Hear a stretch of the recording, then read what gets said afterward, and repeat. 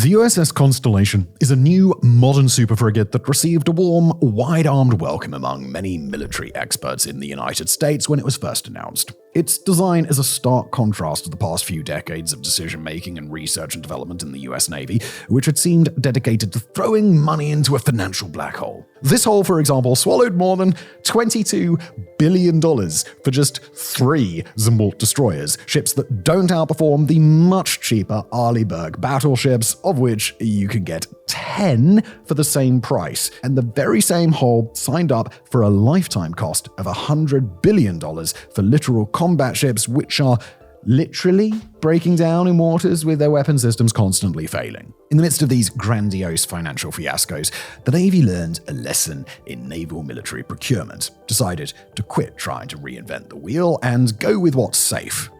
And that is the USS Constellation. In design terms, it's almost a back-to-basics approach. Build what the Navy knows it can already build, but do it better than anything ever done before. When it finally gets to sea, it won't be sexy, it won't be cutting edge. What it will be is the most advanced superfrigate the world has ever seen. Quick break now to thank today's wonderful video sponsor, Surfshark VPN. Look, if you're online, your data is being collected. Which isn't great, is it? Your data should be yours, it should be private, it should belong to you. Well, Surfshark help you take it back. They encrypt everything you do online, which hides your activity from advertisers, ISPs, anyone else who is trying to track you. You can also connect through servers in over 100 countries, which means you can safely access content that's region-locked or just overly territorial.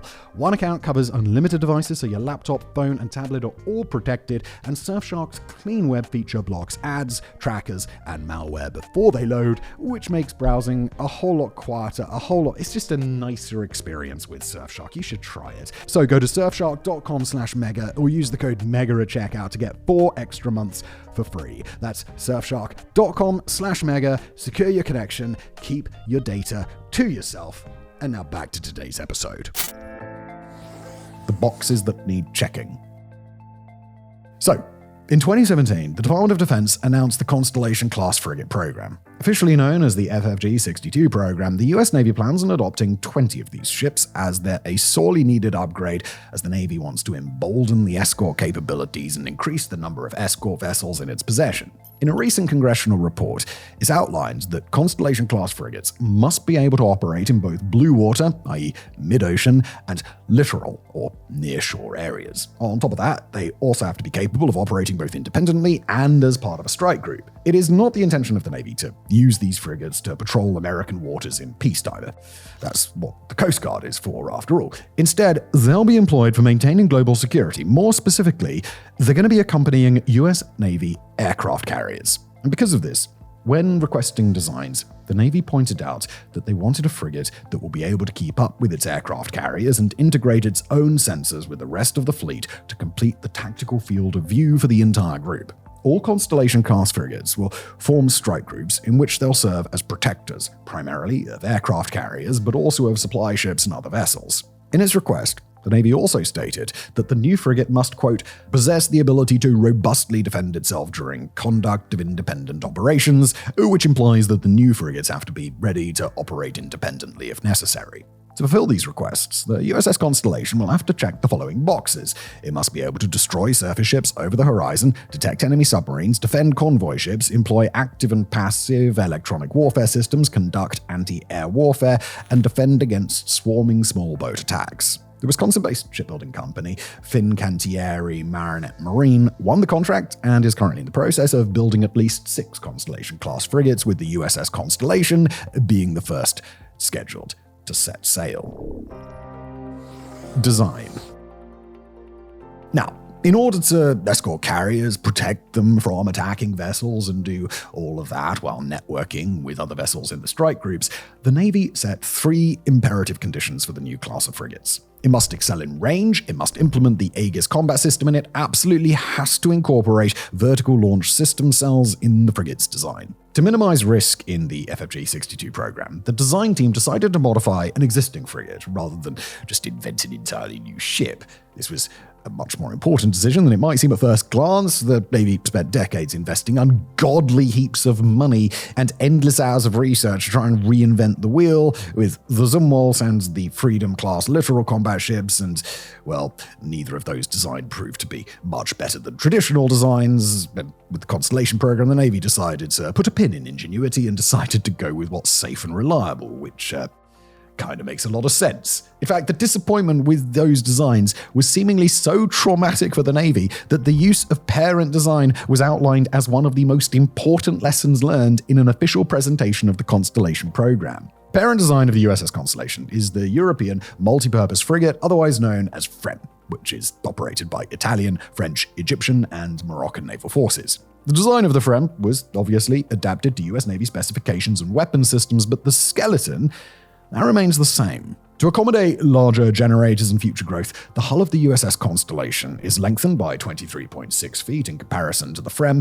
while the bow design was modified to remove the sonar dome and enclosure deck for stability. The generator rating was increased to improve speed and create room for future developments, and the propeller itself was changed to fixed pitch for improved acoustic performance. Just to make room for future technological developments and improve carrying capacity, the displacement was increased by around 500 tons, and to make room for the Navy's weapon systems, the top side was modified, which ultimately led to the Constellation having a smaller profile than the FREM. There are also concrete plans on improving shock resistance to underwater explosions, improving armor and ballistic protection, reducing vulnerabilities for vital hull and electrical systems, and improving CBR defenses. The precise changes the Navy plans on making, well, those are classified, of course. Sorry. With all that being said, though, the USS Constellation is going to weigh 7,400 tons, with a length of 496 feet and a 65-foot wide beam. To propel itself forward, the USS Constellation will rely on a propulsion system never used in the US Navy before, the combined diesel, electric, and gas system. The CODLAG system, as it's called, is used by the Italian Navy's FREM frigate, and it functions by utilizing electric motors which are powered by diesel generators. If the commander of the vessel wants to reach higher speeds, the gas turbines are employed to power the propellers as well. One of the biggest advantages of this system is the great reduction in service costs. It's a law of numbers thing. CODLAG reduces the number of diesel engines and electric motors, which logically results in less maintenance. This was especially important to the Navy as their littoral combat ship program was plagued with engine failures. CODLAG is also less noisy in comparison to traditional designs. Since electric motors control the propellers, there is no mechanical connection between the propeller shaft and the diesel generators, and this allows the designers to disconnect the generators from the hull of the ship. This design feature makes the ship much more quiet, which is really important when combating submarines. This is in fact a design extensively used by submarines specifically because of noise reduction. This setup will allow the USS Constellation to reach speeds in excess of 26 knots, which is around 48 kilometers or 30 miles per hour. Range is the biggest challenge that any vessel faces when tasked with escorting aircraft carriers, as the ranges of Nimitz-class and Gerald R. Ford-class carriers are effectively unlimited because, of course, they're powered by nuclear reactors. USS Constellation, and indeed all the Constellation-class frigates, will be a certain improvement upon the Navy's current options in that sense. For example, the range of the Arleigh Burke class of destroyers is about 4,000 nautical miles, while the range of the Constellation class of frigates will beat that by about 2,000 miles at a speed of about 16 knots. The Constellation will travel around with 200 souls on board, and aside from all the onboard weaponry and detection systems, which we'll get into in just a moment, it will also host the MH-60R Seahawk helicopter and one MQ-8C Fire Scout unmanned helicopter. The crew will also have two 7-meter or 11-meter rigid hull inflatable boats at their disposal to travel to other boats or to shore. The Arsenal. Okay, so when it comes to this ship's armament, the USS Constellation won't be as armed as destroyers, as its main job is usually going to be in low-threat areas, but its weapon systems are highly modifiable and they are designed to tackle different types of threats. The most important onboard weapon system is the vertical launch system. The modern meaning of the word frigate is often indiscernible from their guided missile role, and the United States desperately wants to increase the number of vertical launch system cells across the entire Navy. Not accounting for submarines, at the moment, there are around 8,100 VLS cells on all Navy destroyers and cruisers. China, for comparison, currently boasts around 4,200 VLS cells, with plans on improving those numbers, with Russia controlling at least 764 cells that we know of. Logically, when both of your biggest rivals have concrete plans on improving their weapon capabilities, you have to respond by doing the same, even if they, combined, can't match your current VLS cell numbers. Vertical launch systems are so important because they provide navies with highly mobile launch platforms. You can't hide from the projectile if the vessel firing the projectile can follow you. Because of this simple methodology, submarines with VLS cells are especially dangerous as they can sneak up on enemy positions and launch from close by, relatively speaking.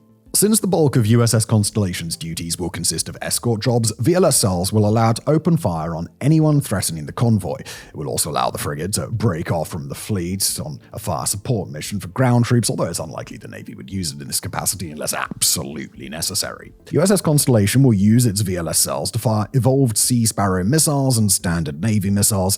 That is at least all the official info we have. Experts assume that the 32 Mark 41 VLS cells will host one or perhaps both of RAM-162 ESSM and RAM-174 ERAM missiles. The RAM-162 is an evolved surface-to-air and surface-to-surface Sea Sparrow missile used to protect vessels from attacking missiles and aircraft. This missile, exceeding Mach 4, has the capacity to intercept supersonic air threats and surface targets within 27 nautical miles. It is going to be the USS Constellation's primary weapon against other ships, as well as missiles launched at it or the aircraft carrier that it's there to protect. And what's that going to cost the taxpayer? Well, just a symbolic price of around $1.5 million per missile. This is, however, still much cheaper than the $4.3 million price tag on the RAM-174. The 174 model is an extended-range active missile, also known as an ERAM, which is currently being mass-produced in the United States with around 500 of them already in service. As the name implies, this missile has an improved range in comparison to the 162 at about 130 nautical miles against aerial targets, specifically other missiles, and that range extends upwards of 250 miles if launched at land targets. It's unknown whether the Constellation will carry just one or both of these missiles, but what is known is that they'll be used to destroy missiles, aircraft, and vessels attacking the strike group from afar. It will, in addition, be armed with the RAM-66 standard medium-range missiles. Primarily used as surface-to-air missiles, these missiles cover a range of up to 92 nautical miles, and they can also be deployed as anti-ship missiles. The primary anti-ship missile, however, is the Norwegian Naval Strike Missile, designated in the United States as the RGM-184A, and the Constellation is going to have 16 of them. The missile packs a 120-kilogram, 260-pound warhead, which makes the RAM-174's 140-pound warhead look like a bit of a firecracker by comparison. The difference, though, that lies in the purpose of the weapon systems. The NSM was designed to send enemy ships to the bottom of the sea, and you need a lot of power to sink a ship, while the RAM missiles are intended to intercept and shoot down enemy missiles and aircraft, which just doesn't take as much to accomplish. So, what if a hostile missile breaks through all of those defenses? Well, then it's time to launch the RAM-116 rolling airframe missile. Although limited in range at just 9 kilometers or just short of 6 miles, these missiles are highly maneuverable and quick, exceeding speeds of Mach 2, with their primary intention being point defense against anti-ship missiles. As of 2013, the US Navy started implementing them with the CRAM electro-optical weapon system, essentially guiding the RAM-116 to targets. This system is in use on Independence and Arleigh Burke-class vessels, so it's possible that the same will be applied on Constellation-class frigates. Finally, the USS Constellation is also armed with a 57mm naval automatic gun manufactured by Bofors. Designed to engage air and surface targets that get really close, this gun fires 57 by 438mm rounds at a rate of 220 rounds per minute. It can effectively sink a small vessel and down aircraft at a distance of up to 8.5 kilometers or about 28,000 feet. This ensures that no enemy hunk of metal comes close to the strike group. Now, all these weapon systems certainly fulfill all of the requirements the Navy set out for its new class of superfrigates, but the issue of submarines still remains to be solved. Now, at the time I'm making this video, it is not officially known whether the Constellation will carry any anti-submarine weapon systems, although it's reported that there are plans on implementing anti-submarine weapons in the distant future. They most likely won't be on board the USS Constellation on its maiden voyage. The Mark 41 vertical launch system aboard the Constellation can be armed with anti-submarine weapons currently in use by the US Navy, which means that the Constellation can be armed against submarines if command deems it necessary. Detection systems and Aegis implementation. What is just as important as the armament itself are the detection systems aboard the frigate, and the Constellation is certainly well equipped in this regard. Pertaining specifically to anti-submarine warfare, the frigate class will use the AN/SQQ-89 underwater combat system, which is already in use with the Arleigh-Burke-class destroyers and the Ticonderoga-class cruisers. This system, in essence, paints a picture of what hides below the surface by combining active and passive sensor data from both hull-mounted and towed arrays and buoys. Constellation will also rely on the TB-37 towed array sonar, the THARS variable depth sonar, and ANSLQ-25 Nixie torpedo decoys. These decoys are common on US warships, and they function by emitting signals that draw the torpedo away from its intended target, the ship. They do this by simulating the noise of the ship, or in some cases by amplifying and returning a torpedo's pings back to it. Unlike all of the anti-air missiles aboard the Constellation, which protect the frigate by intercepting the incoming missiles or aircraft and destroying them in the air, torpedo decoys essentially sacrifice themselves to save the ship. The entire Constellation class will also employ air surveillance radars, the newest iteration of the AN-SPY-6 radar, which is already used with many other warships, as well as the AN-SPS surface search radar. The surveillance and weapon systems will be controlled by the Cooperative Engagement Capability Sensor Network, but the system at the top of the combat hierarchy will be Aegis. Named after the shield used by Greek goddess Athena, Aegis is a naval weapon system used to track and guide weapons. To me, Aegis was a cheat code in Age of Empires 2. The use of the Aegis combat system is absolutely imperative for the USS Constellation in order to integrate with other vessels in real time and combat incoming threats as a unified force. Aside from the United States, it's in use by many allied navies, and the USS Constellation will, rather obviously, prosper from having the same field of view as allied vessels during international missions and interventions. The control of the aforementioned vertical launch systems is also implemented in the Aegis system, which is currently on board at least 90 US Navy vessels, interconnecting and completing all weapons and detection systems, checking all of the boxes the Navy wants checked. Since the Constellation will fight, if it ever comes down to that, side by side with other warships with Aegis on it, the system will allow them to act as a singular unit with a unified, unobstructed view of the battlefield, sharing all the same information and always being aware of any activity. Delays. Now, as mentioned earlier, many people call the Constellation the kind of ship the Navy should have built 2 decades ago. The thing is, if it had started back then, maybe it would be finished by now, because at this point it doesn't seem like the USS Constellation is going to brave the seas anytime soon. The ship, which carries the name of the entire class and is the 5th ship ever to carry that name in the United States Navy, it was procured in 2020 and is currently being built by that company, Fincantieri Marinette Marine. Now, according to the original plans, it was supposed to be in its final building phase at this time, and it was planned to enter service in 2026. Just for reference, we're recording this in autumn 2025, but that's been delayed until 2029 for various reasons. In 2024, the delivery of the Constellation was delayed at least a year because of worker shortages at the shipbuilding company. Later that same year, the Navy requested some last-minute changes, and all the work had to halt while the designers went back to the drawing board. These changes in turn called for more testing, and the project spent a few more months going nowhere. In April of 2025, it was reported by the Warzone that only 10% of the ship was complete, which pushes not only the USS Constellation's introduction into service back, but it also delays the construction of other ships. The shipbuilder is also building its sister ships, USS Congress, Chesapeake, Lafayette, Hamilton, and Galvez, which were so far confirmed. And the contract they signed allows the Navy to order at least another 4 frigates of the same class if deemed necessary. What's going to happen in the future? As always, pretty hard to tell. It certainly seems impossible for the fleet of Constellation-class frigates to even start forming before 2030, and it seems even less likely that all the ships will be completed within the next decade. USS Constellation itself is looking at a likely launch no earlier than 2029, but knowing how many delays it's been through already, no one could truly guarantee that it's actually going to meet that mark. Thank you for watching.